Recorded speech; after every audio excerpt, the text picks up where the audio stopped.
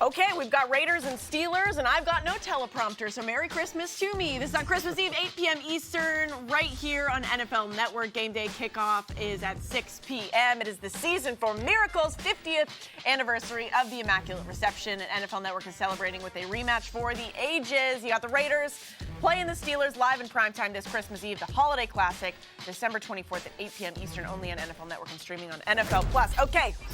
Greg, I'm going to start with you. It is going to be an emotional game for the Steelers, retiring Franco Harris's number just days after he passed away. Can the Raiders steal one on the road Saturday night? I don't think so. I don't think they can, because I'm going to break out a lukewarm take. You usually want to start hot. I'm going lukewarm. The Steelers are a good team. Like, that's my lukewarm take. The Steelers are good. This is the team that Mike Tomlin wanted them to be, because they run the ball and they stop the run. If the Steelers had started out the season like they've played since the bye week, they'd be in the playoffs. I think they're one of the 10 best teams in the league right now because they're consistent at what they do. Najee Harris running with a lot of juice. Jaylen Warren running with a lot of juice. And then on the other side of the ball, you saw how they stopped the Panthers a week ago. Very tough up front, so I think they can stop Josh Jacobs, and then they can run out that clock. I think you got to get Jaylen Warren the ball a little bit more in the red zone. He's dynamic, but I like both these backs. I have the exact same score as you, 24-20, exact same winner. And I want to point out that it is our favorite thing to say, Rachel, pick it to Pickens. Pick it to Pickens, pick it to Pickens, pick it to Pickens. I want to talk about George Pickens because when Kenny Pickett's playing, he's the receiver that you want to target for your fantasy playoffs, for any sort of, situation where maybe you need a wide receiver. Maybe you're playing a daily fantasy format. But this is what you kind of want to remember. It's Pickett to Pickens. It's Trubisky to Johnson. So we're Pickett to Pickens this weekend. Okay. It's hard to say. Pickett to Pickens. Pickens. Yep. I vehemently disagree with you guys. Because I have a different score. I got 22 to 21. Oh, so different. The opposite. It's very different. It's very 22 different. in there. In special context for the show, because the Raiders have managed to find new and interesting ways to lose, but shout out to them for figuring it out to just win in one of the most hilarious and remarkable ways to win a football game last week. But we saw Derek Carr do something that the offense really doesn't do that much. It was almost a back-breaking pick six to lose the game. They've kept the ball, kept possession of the ball better than almost any team in the NFL. They're the top 5 in terms of turnovers. But on the other side, they cannot buy a turnover, and it's just so tough. The Steelers team, as Greg pointed out, is taking care of the ball. They're stopping the run. It's going to be a nice Mike Tomlin, boring Steelers win. Yeah, they're not losing when they're honoring Franco Harris. They play like they're from the 1970s right now. I love that. Najee Harris, TJ Watt spent their entire media availability talking about how they wanted to win this game for him specifically. A bunch of my friends live in Pittsburgh. They are going home for the holidays. You see the Franco Harris statue in the airport, just decorated with everything. It is an emotional game in all of the ways for the Steelers. Make it a meme alert, but for the first time maybe ever, we almost had like a full meme alert. I should change my score. 24-20, and then Patrick had to ruin it. So Merry Christmas. Way to go. Okay, up next, we've got a huge game in the NFC East on Saturday. The Eagles can clinch the top seed with a win, but they'll need to beat the Cowboys without Jalen Hurts. Hurts took that shot to his shoulder last week. He is not ready to go. So in comes an actual Cowboy, a Gardner Minshew. Let's go. Cynthia, ordinarily, I believe the model gives Minshew 3 points for the mustache, but he's got a full beard right now, which is a shame. What do you like in this one? So I'm looking at this game, and this is one where my model and my heart kind of disagree. Because I want to talk about how I have the Cowboys winning 27-23. But I also want to talk about the Eagles' situation when it comes to sacking the quarterback, their ability to get pressure with just 4 pass rushers. We know Dak Prescott is very good against the blitz. You know how many people come with the blitz? 5 or more. You know what happens when you rush 4? You can drop more into coverage. And then what happens? You got a different situation. Dak holds onto the ball longer. It just doesn't look the same. So while I have Dallas winning, I want to talk about the Eagles because I get to pick what I talk about in this B-roll stuff here, and my gut says I don't think that the Eagles lose this one. Ooh, Model says, it's your world. I mean, that's a great definition of getting cheeky, staying cheeky. You know what? Staying Listen, this cheeky. whole show is going to be cheeky today. Oh, I love that. I am similar to you in that I think the Eagles will cover this 4 points. I think they'll keep it close. I think it's 27-26. Cowboys. The difference, though, is CeeDee Lamb, who, for whatever reason, is having a breakout season that no one is really recognizing. He has the third most yards between the numbers in the NFL, and I think that's where you can attack this Eagles defense. They have the two great cornerbacks on the outside. It's had some injuries. They're not as good in the slot. That's where CeeDee Lamb shows his toughness. Like, he gets open, and then he breaks tackles. He is living up to that 88. Reminds me a little bit of Michael Irvin, and he's dominating in terms of the percentage of yards that he gets compared to all the rest of the Cowboys receivers. He's up there with Justin Jefferson and Tyreek Hill. And so I think people got to recognize CeeDee Lamb is a true wide receiver one. I think he's the difference, but I think it's really close, 1 point. I hope he gives motivational speeches like Irv does, because we get to hear them Sunday morning. Every single morning at 4:30 in the morning. That's why the shows are so good. Love it. The motivation comes through. Maybe some motivation going out in the other direction, because there's been so much conversation. I don't have the Eagles covering in this game because there's so much that you hear where it's, you just plug and play. Gardner Minshew comes in and everything's the same. No, it's kind of not even sneaky disrespectful, it's straight up disrespectful to say that, because this Eagles offense was playing bad. They were off schedule. They were in some 3rd and longs. Jalen Hurts was converting those. They were scoring 26 points a game, even with all of these offensive penalties and infractions. And so in comes Gardner Minshew. Now he has to go up against the top pressure defense in the NFL. And I think this Cowboys defense makes plays. We're watching them make plays against Carson Wentz here, going way back. I mean, this is I'm a little surprised by this. This is Trayvon Diggs as a rookie. Picking off the Eagles. Well, you know who played well last year, though, for the Eagles? Look at him doing it. Limited spot, Gardner Minshew. Played pretty well. Okay, we will see. Does he do it in Dallas?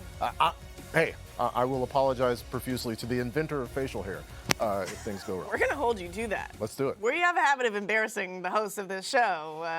We like to do that on the show.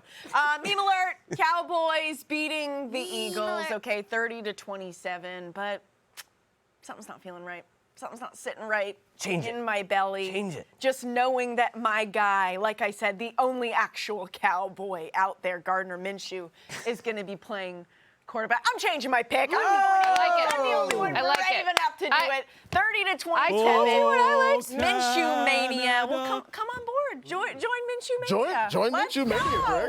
Look at this video. This was from last year when Gardner Minshew, I think, beat the Jets and then almost beat up his own dad in the parking lot. I don't know what this was about. I love this guy. The Cowboys have had some wonky games against the Texans, against the Jags. They let Trevor Lawrence throw, 4 passing touchdowns last week? Let him do the same. Was that a new Canada? Can we hear that again? I like Canada. Cut it. Enough. Minshew mania. Time for the Drive to Excellence presented by Mercedes-Benz. An amazing comeback against Tom Brady's Bucs last week. The Bengals head to New England to take on Tom Brady's former team, Cynthia. Will Cincinnati stay hot? Yep. Okay. 24-21 is my final score here. I want to talk about Jamar Chase. Why? Because when I look at what's going on with Jamar Chase with Joe Burrow, something cool sticks out.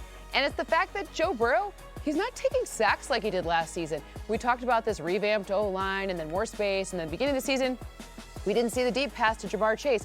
Well, now we're seeing lots of different passes to Jamar Chase. Why? Because the situation for Joe Burrow, he's not taking sacks. He's not standing in the pocket too long. He's being way smarter with the football, and number one's getting the ball, and that's going to be a great matchup against the Pats secondary that doesn't have a true corner, the number one corner that can really defend Jamar Chase. Yeah, no size in the Patriots secondary. And I love Jamar Chase, too. Like, who doesn't? But I think the reason they made the Super Bowl, the reason they're so good this week, the reason they made the comeback last week was their defense. Their defense is balling out with Lou Anarumo. And listening to Bill Belichick talk about this defense this week was telling to me. He talked about how smart they are, how sound they are, how game plan specific they are, how they always have answers. They're very balanced on every level. And more than anything, like in that Bucs game, they adjust really well. They see what you're doing, and then they make changes, and they let other teams beat themselves. Now, when Bill was talking, like, what do you think he was really saying there? He's thinking about his old squad. He was thinking that used to be us. That was the Patriots. We used to be that team, and we are now the dumb offense that loses games on our own and lets the other smart defense win it. They win because of that 24-17. I love that. They are a dumb You offense. guys hear the passion in Greg's voice? He's upset. Remember, you guys said, you're like, oh, you guys are He's too hard. upset. You guys are too hard on saw Matt the end of that Patricia game last week. Oh, week. you're being mean to Matt Patricia. And then what happened? What happened? Nothing That good. was not Matt Patricia's game. The rest of the game 1 was. million Watch the rest of the Wait. game. They did not lose because of Matt Patricia being like, hey, you know what you should do, Jacoby Myers? Throw this nonsensical pass. How about the 59 minutes before Well, yeah, that? the reason Jacoby Myers was throwing that was because they can't score. The New England Patriots can't score, and we were talking about Lou Anarumo and all the things the Bengals defense does. And you wonder, what are they going to do? If they can't score, how are they going to keep the game close? I have the Bengals covering rather easily in this one, 32-21. Maybe because huge. just go back and watch the Raiders game. Mac Hollins was getting loose and free in the New England secondary the entire game. He only had 4 catches, but him and Carr couldn't link up. So what does this do now when this is Tyler Boyd, when this is T. Higgins? I just don't see them having enough to slow down the Bengals consistently. And again, they cannot score. Maybe Joe fumbles one. Maybe that's how they get 21. I've got this a blowout, Rich. Listen, guys, I think we need to say something nice about Bill Belichick. Okay, it's only fair. Let's just say something positive. Okay, Bill is 7-0 when playing the Bengals after a loss. Okay, and I could keep it there. I could just move on to the next game. But have you ever seen a loss quite like this one? Roll the tape. We've all seen this 2,000 times already this week, but I can't see it enough. My Twitter exploded just from people being like, "That was the dumbest thing I have ever seen in my life." Bill, I don't know if you're coming back from this one. Bengals, I got a big win as well, 31-14. The only thing that's interesting here, Joe Burrow is 0-3 when he is sacked more than 3 times, and the Patriots are averaging about 3 sacks per game. Also, you got to remember they're out both of their defensive ends, which is why mine is closer, because Ramondre Stevenson will be able to run out the outside of the tackles, so that's why I'm closer. Okay. That's why. All right, there you go. The Bengals comeback last week was cute, okay? But how about the Vikings? Down 33-0 at halftime. At one point, the Vikings' money line to win that game was at +8. Wow. If you got in on that action, good for you. Merry Christmas. Congratulations. You can send some stuff to us if you want. Also, what is wrong with you? That is lunatic behavior. Lunacy. Oh my goodness, Patrick. We've almost had 3 straight meme alerts on the show.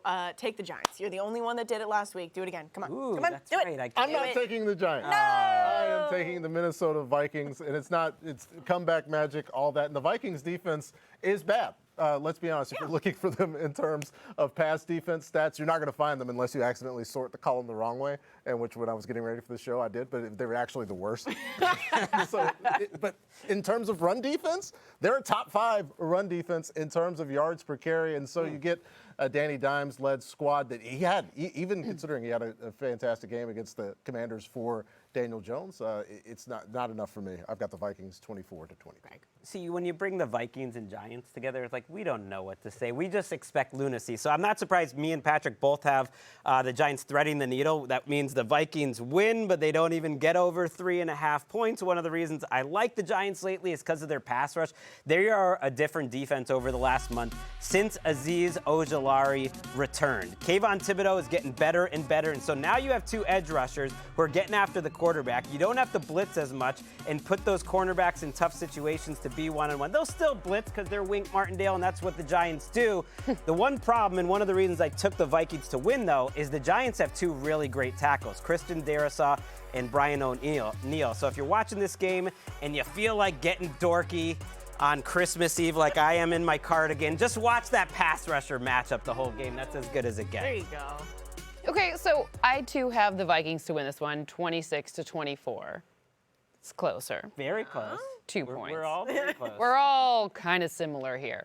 But I want to talk about the Vikings secondary. Part of the reason why you've seen these run and pass numbers look so different is because they've been helping their secondary out by bringing more people back, which has changed kind of the cadence of it. Because the secondary is not good. You said you sorted it poorly. Well, then you can also look to see, is anyone, they're ever going to have a clean injury report when it comes to their secondary too? The answer is unlikely. We haven't seen it all season long.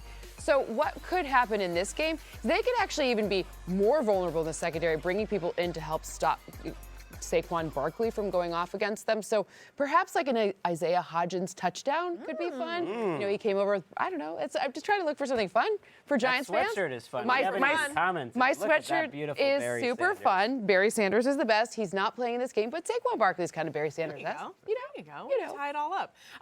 Meme alert across the board. Greg and I have the exact same score. I'm going Vikings 27-24. Tell me if I am a Grinch or not. All week long, I've been hearing like, oh my God, biggest comeback in NFL history, Kirk Cousins, da-da-da. Y'all got yourself into this mess. Like Kirk Cousins after the game, he's like, I need to take a second and realize like what I just did, what just happened. I get it. It was an incredible feat by Kirk Cousins. Second most passing yards in a game in Vikings history with 460. Cool.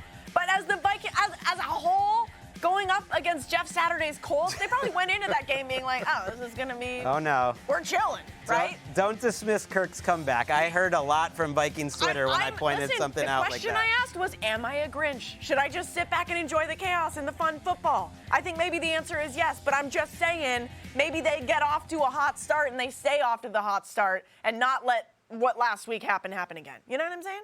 I'm a Grinch. Just for everyone to be. It's fine, I'm a Grinch. I'm happy to be a Grinch. It's okay. I can't play football, so I have to criticize other people that can. Well. The time has come. Cynthia, deal's a deal. We didn't shake on it. Doesn't matter. Believe in the Lions. It is time. What do you say against the Panthers? Favored by 2.5. Beautiful spot here. 3-point win. Yeah! Yes, we did It's it. a Christmas miracle. We did it, Joe.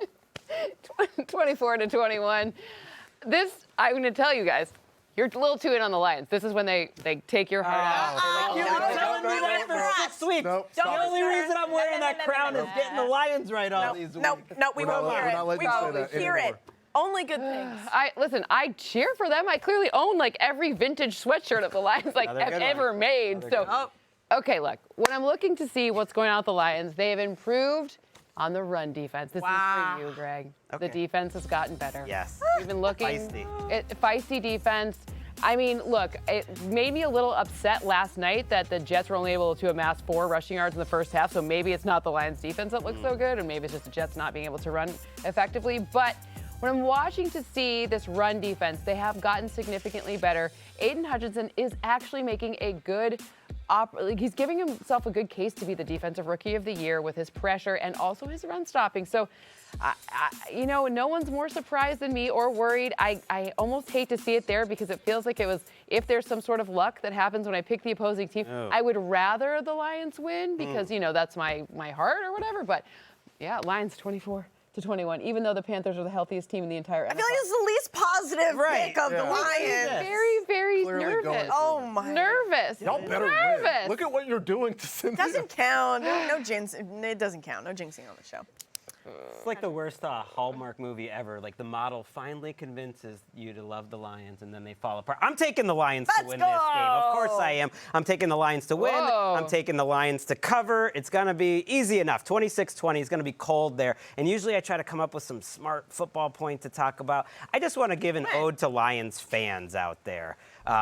What an amazing fan base they are. We in their are. hearts, and there's a lot of them out there, and a lot of them are like Cynthia, and they're not wanting to totally believe. My friend Kevin Patra's like that too, but now they finally are believing. Dan Campbell is like Santa Claus, dropping dubs all over the land and making the people happy. It's a holiday miracle. This season needed the Detroit Lions, and sometimes you don't need to make smart analysis. Just watch this team. They love playing. I love all these. Like they love playing. They love they have great energy. They're gonna get it. Yeah. I love that. So much discussion about the roar being restored. It's time to put that out. The roar is not in a restoration process. It's here. We all exist within the vibrational frequencies of the roar. I've got the Lions winning and covering 24-19 because don't look at stats.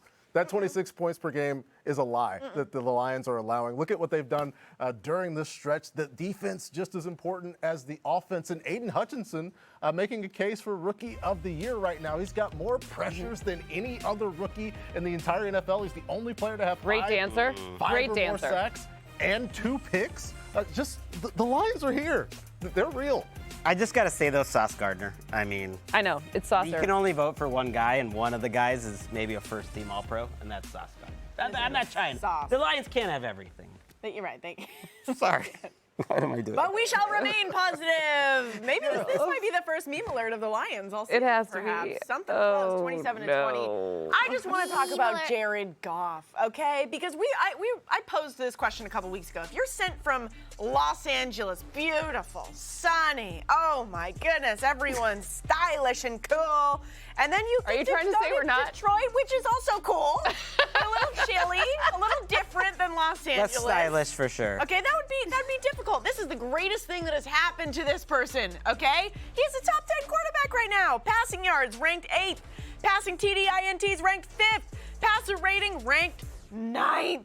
Cynthia, did you ever think that was going to happen? I don't think anybody did. I did the opposite. I moved from the non-stylish place to the more stylish place, but I'm not stylish. Cynthia said it, I didn't. Cynthia said it, I didn't. Says she's not stylish. Okay, let's go to Gonna the go to next Meyer game. and Fago. It is time for quick pick. Cynthia, no Lamar again for the Ravens. Can they cover the 6.5 point spread without him against the Falcons? I have 8 points, so 24-16. So I think that they can. It's all about their defense for me and J.K. Dobbins. You have a good defense and you're able to run the football. That is a recipe for success. We saw Dobbins have tons of success. His ability to break tackles, force yards after contact, his ability in open space to get just extra yards, it changes the whole thing. So for me, 8.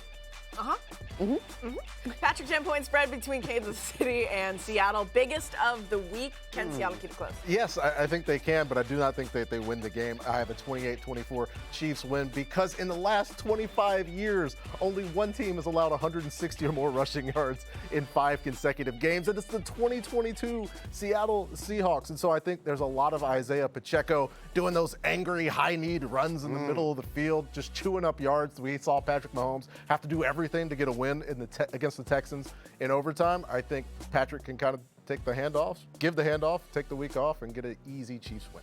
Okay, I like that. I have them close too. Okay, this next game, Rams, Broncos. You know how I'm going to pick this game. If you ask me in the street, I'm going to tell you Broncos probably. But today, right now on this show, I'm going to say Rams. Listen, at the end of every single press conference. I'm going to find you in the street and make sure you do. Yeah, I'll ignore you. I'll ignore all of you if you ask me about this game, okay? At the end of every single press conference, Broncos press conferences, Russell Wilson says something beautiful. It is rung in my heart all season long. He says, Broncos country, let's ride. At the end of every single press conference, Greg. This week, you know what he said? What'd he say? Go Broncos. Oh. It's dead. The passion, the fire, everything, it is gone. I thought it was That's going to why be I'm Merry give this to the Christmas or Rams. something. Yeah, No. something seasonal. No, not even seasonal. Just go Broncos. Not Broncos country, let's Go ride. Broncos. Rams 24-16. I'm giving Baker one more chance against a really tough defense. And again, if you ask me in the street, I will not say that they will win. All right, welcome back to Game Day View. Greg, let's break down this next game. Washington needs to win to keep that final wild card spot in the NFC. What do you like in this one? I like the 49ers to stomp them because of their defense. I mean, every week we kind of pick on Taylor Heineke to make mistakes. This is a week it's probably going to happen because of that defense. The linebackers for the 49ers, Dre Greenlaw and Fred Warner, are the best in the NFL. They remind me so much of a 49ers team that went to the Super Bowl with Colin Kaepernick, but were led on defense by Navarro Bowman and Patrick Willis. These guys make life easier on their secondary. The secondary is great, defensive line is great, but I don't think any of it works if it's not Greenlaw and Warner, not just making plays in coverage, but when you throw those little swing routes and screens, you're only getting 1 or 2 yards instead of 7, and it sets up the pass rush. It sets up the secondary. This is one of the best linebacker duos I've ever seen, and I think they're going to swallow up this Washington attack with Curtis Samuel and everyone. Love it. I couldn't agree with you more. I have 23-15 in this matchup,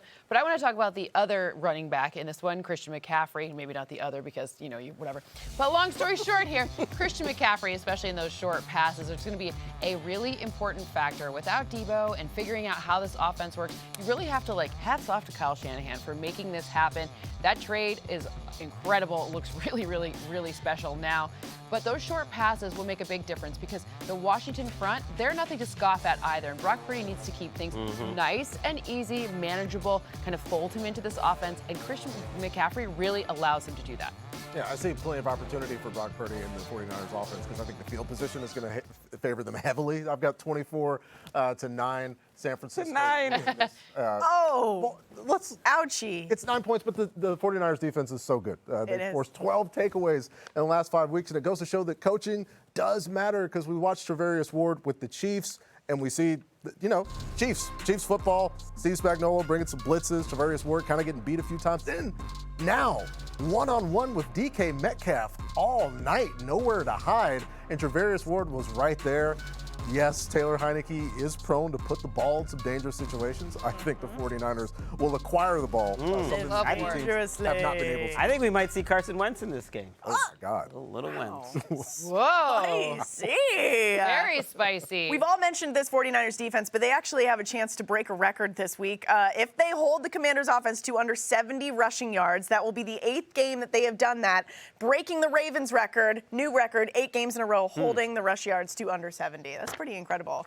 Good luck running backs on the Commanders. Cynthia, next game on the list, the Dolphins have 3 games in a row. Can they bounce back against the suddenly hot Green Bay Packers? Suddenly hot. I mean, they won a couple. I didn't write that. There's the Lions fan coming out. Me.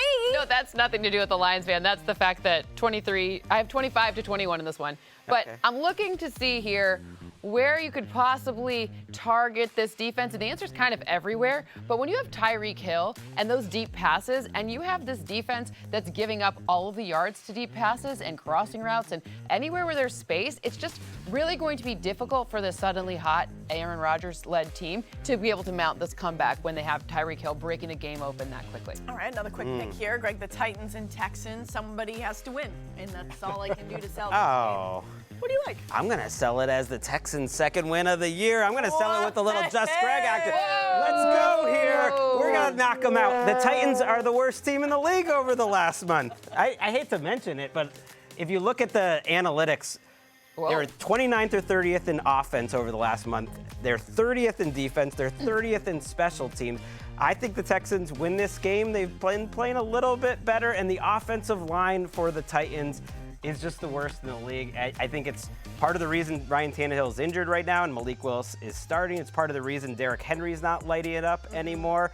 I've only picked the Texans to win one time this year, and they won that one time. I don't even know if that's true. Oh, you think that I'm you're just like a lucky making that up. Just make it up. Why not? So I'm You should have going. told us. I would have believed. Madness. I would have believed you too. Yeah, makes sense. Patrick, it's officially Nick Foles time for the Colts against the Chargers. Yes, and Nick Foles is a proven winner. The Colts lost because they didn't really believe. No, they lost and they had got 40 consecutive points scored against them because they're not a good football team. It doesn't have anything to do with leadership or motivation. I've got the Chargers. Oh, I thought you were going to maybe call the 27-19. upset here. No, I'm not calling the upset. Nick know. Foles has accomplished a lot. He's got a statue as well. I think there's a beer advertisement for it. But no, the You got a Colts aren't ring. good. Mike Williams is. And Mike Williams has been playing really, really good Like since Mike he came back from an ankle injury that cost him to miss 2 weeks. He's got 10 catches, 183 yards, 2 scores since then. Big play on the game winner. I think Big Mike comes through and the Chargers roll. Bolts across the board. Love to see it. Cynthia, now you're stuck with me. Yay! Okay, it's time for over/under. She's like, yay. No, I'm serious. I'm so glad you're there. That'll be great. Saints Browns over/under is 32.5, which is insanely low. 5 teams scored more than that on their own last week. I have got the over. Ooh. It's so low, 32.5. The feels like temperature was negative 37 the day before the game, so I'm going to go under here. We've got a Dennis Allen coach team. He's good at coaching defense against Deshaun Watson, who's struggling, and the Saints can't run the ball. I just don't see a lot of points. I mean, the Saints are missing a lot of people on this one, but Alvin Kamara's still playing, and you've got Juwan Jezza. I don't know. I feel like just like 20-17 is what I have, so just a little over. We got to go back to 2010 to find a number this low. And Really? That's why I've got the over. Oh, way over. I just think you just can't. It's low. It's too low. Too low. It's too Too low.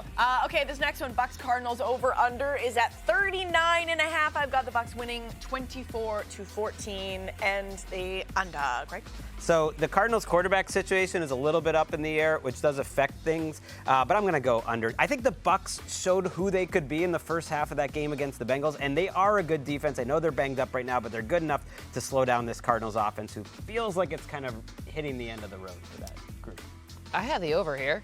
Not significantly over, but I have the over 28-19 in this one. I think James Conner playing is still a big factor for the Cardinals. That helps make things a little bit better. Same with DeAndre Hopkins. Plus, this season we've seen some wonky things when we've seen a lot of injured players. This season, more than any other season in a 20-season sample that I looked at, weird things mean weird points, mean more points in the situations where you have weird, wonky things. Are you reading between the lines? Are you reading between the lines? I can't say it any other way or I'll get fired.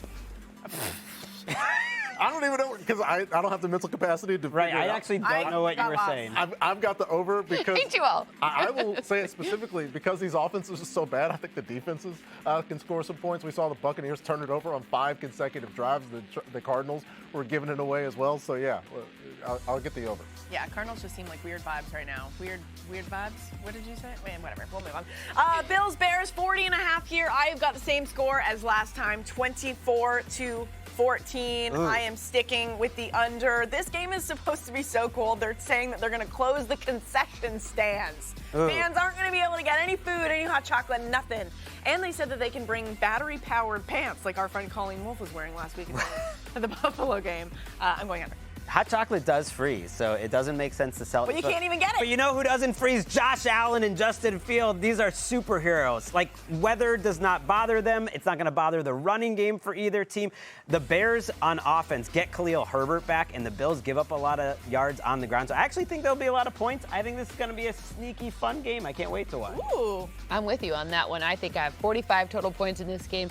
I think Josh Allen, both quarterbacks forecast for a rushing touchdown for me. Both, not just one, but the other one. That's 14 points. Well, plus the extra point there, so it's 12 points. Love it. 12. Yeah, give me the over as well. You got 2 quarterbacks that can do it all on their own. One of them actually has to do it all by themselves, and they do have liquids that don't freeze, and they consumed plenty of those in Buffalo last weekend. Maybe that's. Your body can only handle playing in the cold so much, okay? That's all I'm saying. The Bills maybe just don't go so hard.